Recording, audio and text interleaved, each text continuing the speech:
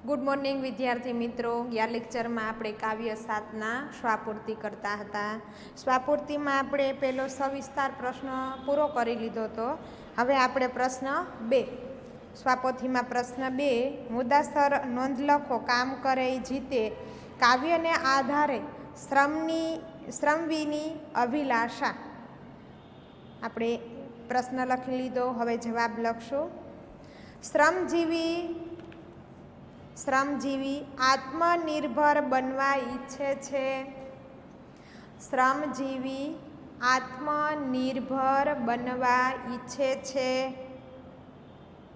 એને સ્વમાનથી જીવવું છે. એને સ્વમાનથી જીવવું છે.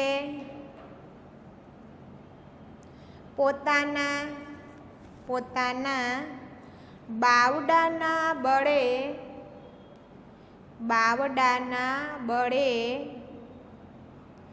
મહેનત કરીને તેને ભારત દેશના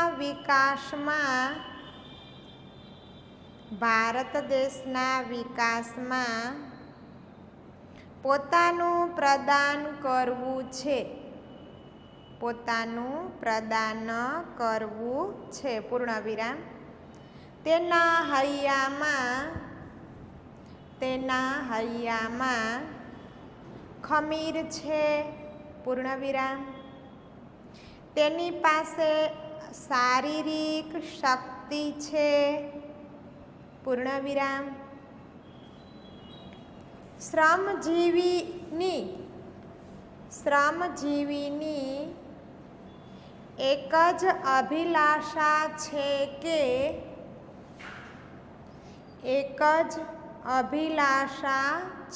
કે તેને કોઈની સામે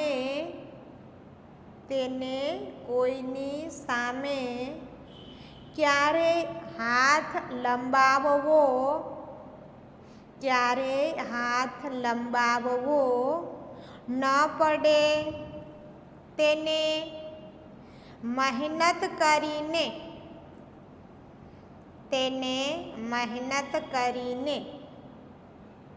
આપ કમાઈથી જીવવું છે. સૌ સાથે મળીને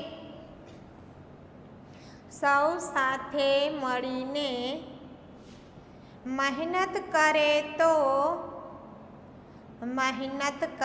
તો વ્યક્તિ પોતે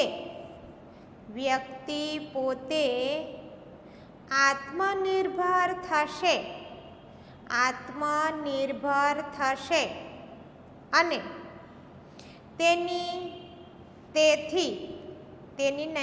તેથી દેશનો અને વિશ્વનો પણ વિકાસ થશે. પૂર્ણ વિરામ. અહીંયા આપણા સવિસ્તાર બંને પ્રશ્ન પૂરા. હવે નાના પ્રશ્ન છે, એક વાક્યવાળા પ્રશ્ન. એનો પહેલો પ્રશ્ન છે, કામ કરે ઈ જીતે કાવ્યના કવિનું નામ જણાવો. જવાબ લખો. કામ કરે ઈ જીતે કાવ્યના કવિ નાથાલાલ દવે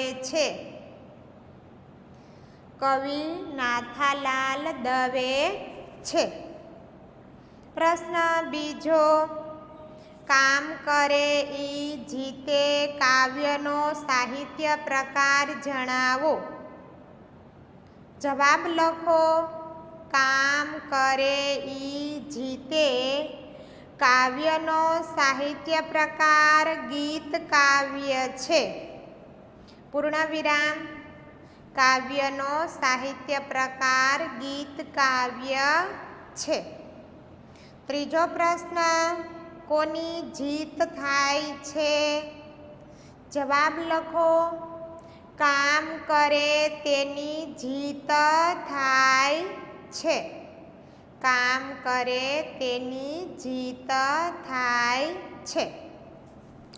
ચોથો પ્રશ્ન છે, આપણો દેશ આપણી પાસે શું માગી રહ્યો છે? જવાબ લખશું. આપણો દેશ આપણી પાસે, આપણો દેશ આપણી પાસે સહિયારી, સહિયારી મહેનતનું બળ માગી રહ્યો છે. સહિયારી મહેનતનું બળ માગી રહ્યો છે. પૂર્ણ વિરામ. પાંચમો પ્રશ્ન, આપણા દેશ ભારતને કઈ રીતે બદલી શકાય? આપણા દેશ ભારતને કઈ રીતે બદલી શકાય? જવાબ, નદીઓના નીરને બાંધીને. અલ્પવિરામ. ખેતરોમાં મબલક પાકનું ઉત્પાદન કરીને. ખેતરોમાં મબલક પાકનું ઉત્પાદન કરીને આપણા દેશ ભારતને બદલી શકાય. પૂર્ણ વિરામ. આપણા દેશ ભારતને બદલી શકાય. છઠ્ઠો પ્રશ્ન, દુનિયાને ખૂબ જ મહેનત કરીને બદલી શકાય. છઠ્ઠો પ્રશ્ન શું છે? તો કે દુનિયાને કઈ રીતે બદલી શકાય? જવાબ આપણે બોલ્યા કે દુનિયાને ખૂબ જ મહેનત કરીને બદલી શકાય. સાતમો પ્રશ્ન, કામ કરે ઈ જીતે કાવ્યમાં શાનું મહત્વ પ્રગટ થાય છે? જવાબ લખશું. કામ કરે ઈ જીતે કાવ્યમાં પરિશ્રમનું મહત્વ પ્રગટ થાય છે. કામ કરે ઈ જીતે કાવ્યમાં પરિશ્રમનું મહત્વ પ્રગટ થાય છે. વ્યાકરણ વિભાગ શ્વાપોથીમાં બોર્ડમાં હું લખું છું, સાથે આપણે પૂરતા જશું. વ્યાકરણ વિભાગ આપણે સીધા જવાબ લખશું. પહેલો ક્રમ આવશે વ્યાકરણ વિભાગનો.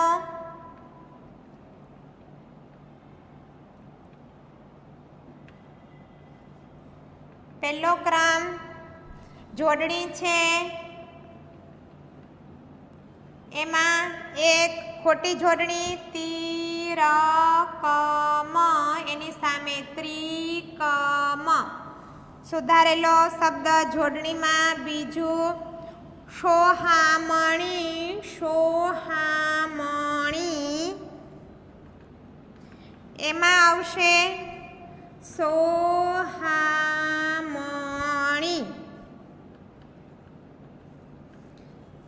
પ્રશ્ન બીજો છે, બીજા પ્રશ્નમાં ધ્વનિ છૂટા પાડો.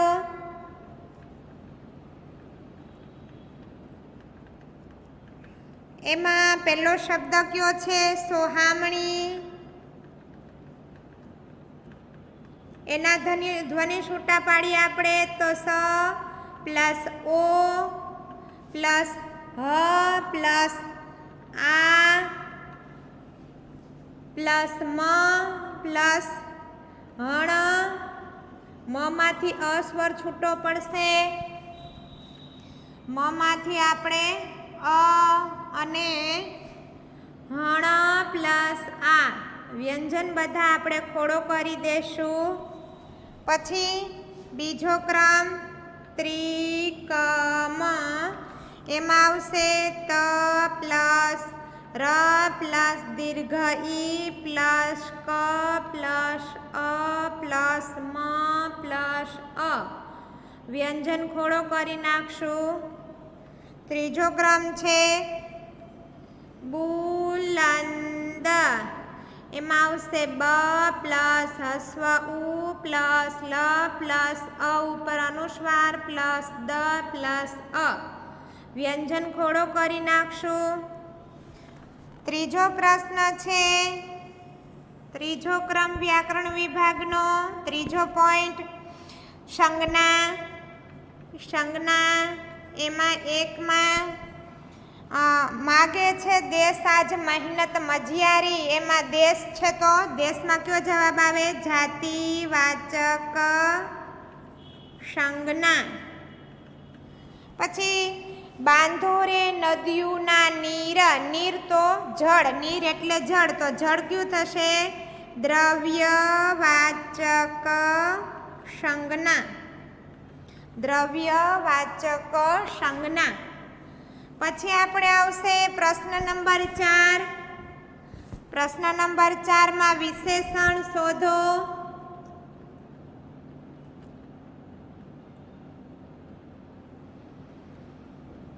એમાં પહેલામાં બુલંદ સુરે માનવીની મહેનતના જય જયકાર ગાવો. બુલંદ એમાં ગુણવાચક, બુલંદ ગુણવાચક વિશેષણ, બુલંદ ગુણવાચક. અમોલી વેળા વીતે છે, અમોલી, અમોલી, અમૂલ્ય એટલે અમૂલ્ય, એમાં પણ ગુણવાચક વિશેષણ. અમૂલી એટલે અમૂલ્ય, ગુણવાચક. ત્રીજું છે ઊંચું ભણેલા ઓફિસમાં બેસે, ઊંચું ગુણવાચક, ગુણવાચક વિશેષણ, ગુણવાચક વિશેષણ. પાંચમો ક્રમ આવ્યા આપણે. પાંચમો પ્રશ્ન છે સમાનાર્થી શબ્દો.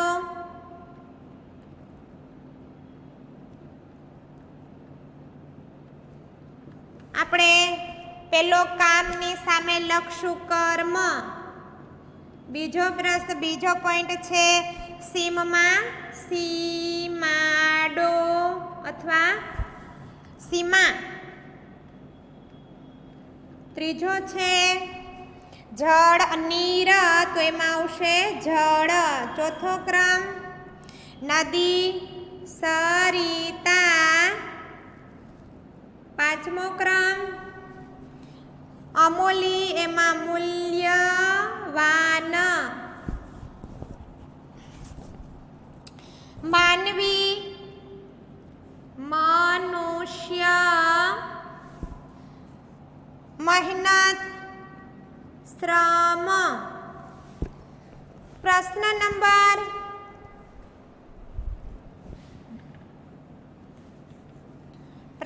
નંબર 6.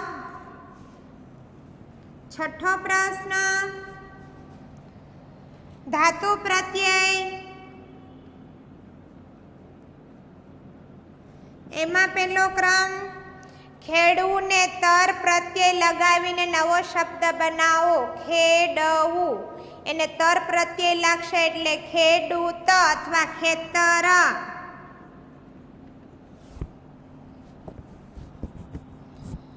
બીજો છે ભણવું ને તર પ્રત્યય લગાવીને નવો શબ્દ બનાવીએ તો ભણતર.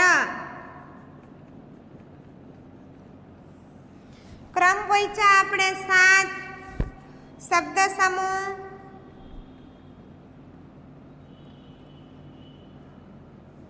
શબ્દ સમૂહમાં પહેલો જમીન ખોદવાનું એક ઓજારમાં આવશે ત્રિકમ, પબ્લિક કરીને કોદાળી.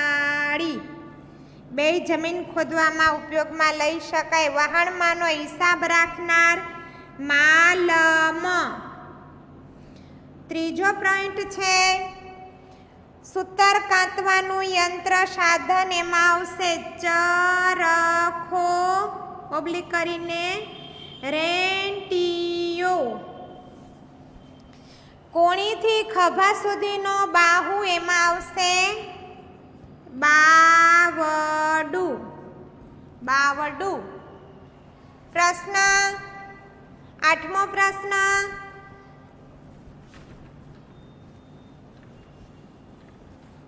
પ્રશ્ન લઈએ આપણે. તળપદા શબ્દો.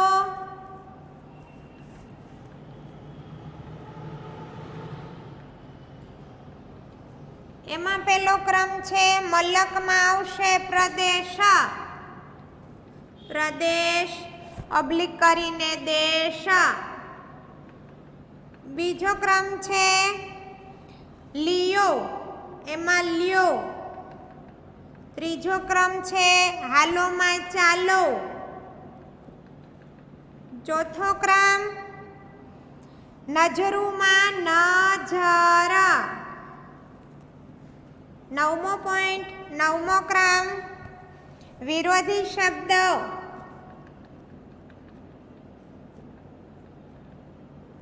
વિરોધી શબ્દમાં પહેલો જીતની સામે આવશે હાર. બીજો છે સોહામણુંની સામે ડરામણું. અલ્પવિરામ કદરૂપું. ત્રીજો ક્રમ સીમની સામે અસીમ, અસીમ. ચોથો ક્રમ વેળાની સામે કવેળા, વેળાની સામે કવેળા. 10મો પોઈન્ટ લિંગ ઓળખો, લિંગ ઓળખો. લિંગ ઓળખો એમાં આવશે સ્ત્રીલિંગ. બીજો ક્રમ કોદાળીમાં પણ સ્ત્રીલિંગ. ત્રીજો ક્રમ છે માનવી તો પુલ્લિંગ, માનવીમાં પુલ્લિંગ અને બાવડું નપુંસકલિંગ.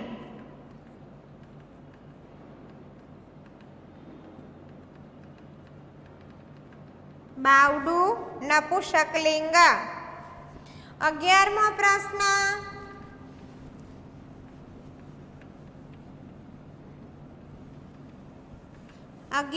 પ્રશ્ન છે અલંકાર ઓળખો, અલંકાર ઓળખો.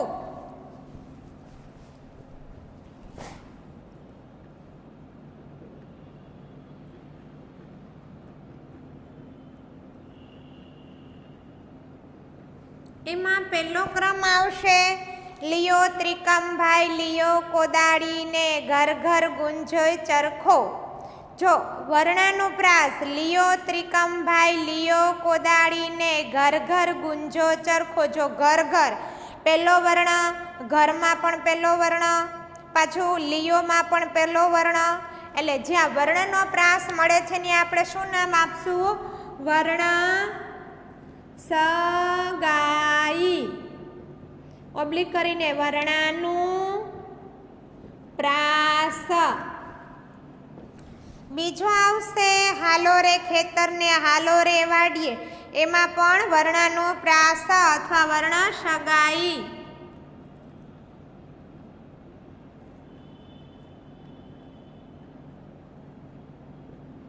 વર્ણનો પ્રાસ અલંકાર. 12મો પ્રશ્ન, 12મો પ્રત્યય. પ્રત્યય એમાં પહેલો પ્રત્યય છે માનવી. એમાંથી માનવ પ્લસ ઈ બરાબર પરપ્રત્યય. બીજામાં આવશે અમોલી. એમાં થશે અમોલ પ્લસ ઈ બરાબર પરપ્રત્યય.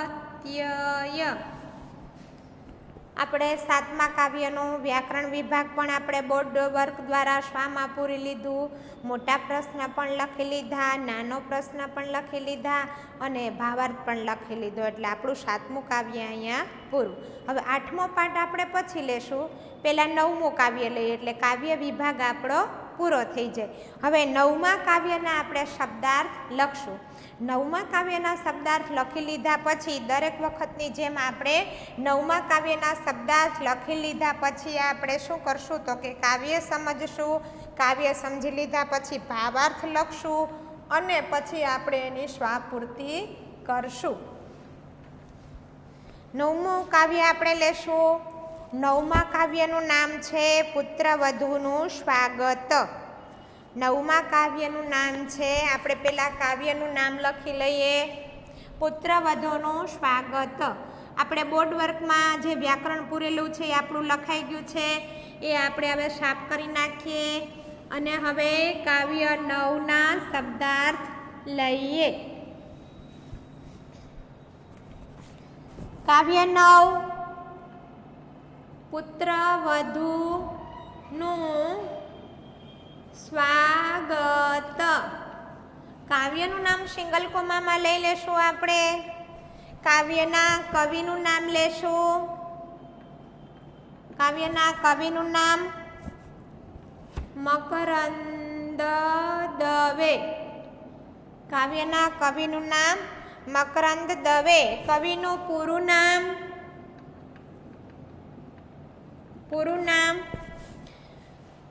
મકરંદ વજયશંકર દવે.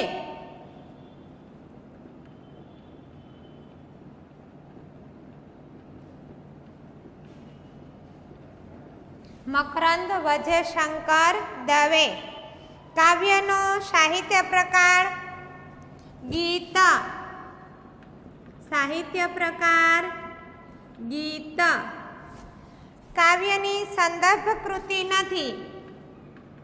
સંદર્ભ કૃતિ નથી એટલે ત્યાં આપણે ડેશ કરી દેશું.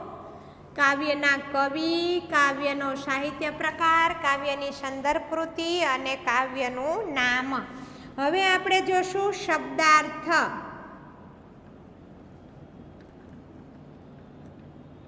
હવે આપણે લેશું શબ્દાર્થ. પહેલો શબ્દ સ્વાગત. એમાં આવશે આવકાર, અલ્પવિરામ, આદર. આવકાર, આદર. બીજો શબ્દ છે કમલ. એમાં આવશે કમળ. નવો શબ્દ સુગંધ. એમાં આવશે સુવાસ. અડવી. અડવી. એમાં આવશે સૂની. ભીત. ભીત દીવાલ. નીતરે. નીતરે. નીતરવું. નીતરવું. દેખાવું. ટહુકાર. એમાં આવશે ટહુકો. ટહુકો. છત્તર. છત્તર. એમાં આવશે છત્ર. છત્ર. અહીં ઘરનું ઢાંકણ. અહીં ઘરનું ઢાંકણ. ઘરનું ઢાંકણ. કુળ. કુળ. કુટુંબ. કુળમાં કુટુંબ. હૂંફ. હૂંફ. એમાં આવશે ઉષ્મા. ઉષ્મા. હેત. હેત. એના પછીનો શબ્દ અગાસી. અગાસી. એમાં આવશે છત. અલ્પવિરામ ધાબુ. અહીં સ્વતંત્રતા. અહીં સ્વતંત્રતા. હાશ. હાશ. એમાં આવશે સંતોષ. સંતોષ. શાંતિ. શાંતિ. સાદા શબ્દ આપણે પૂરા કરશું. હવે લેશું તળપદા શબ્દો.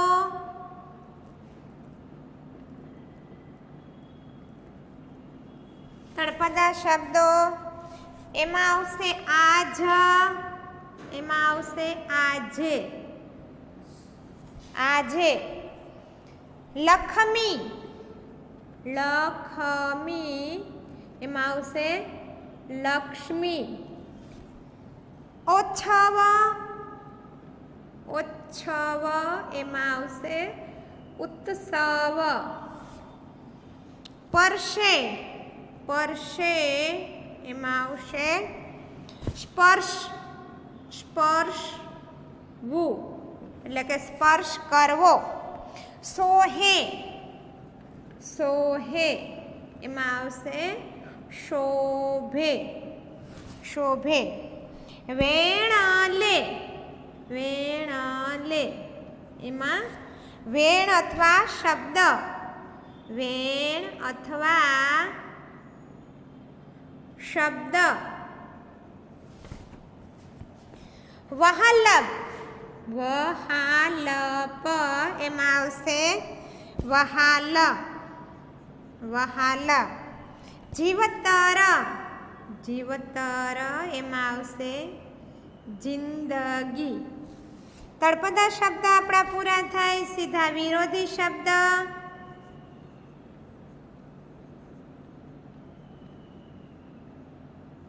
વિરોધી શબ્દમાં પહેલો શબ્દ છે તડકો. તડકો એમાં આવશે છાંયો. તડકો તો છાંયો.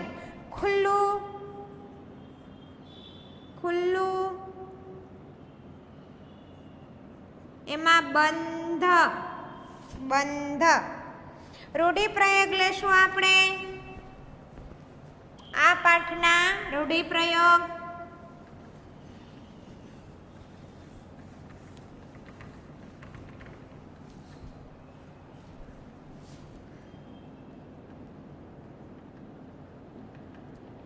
એક જ રૂઢિપ્રયોગ છે. કુળને ઉજાડવું. કુળને ઉજાડવું. અર્થ લખી લેશો. કુળને શોભાવવું.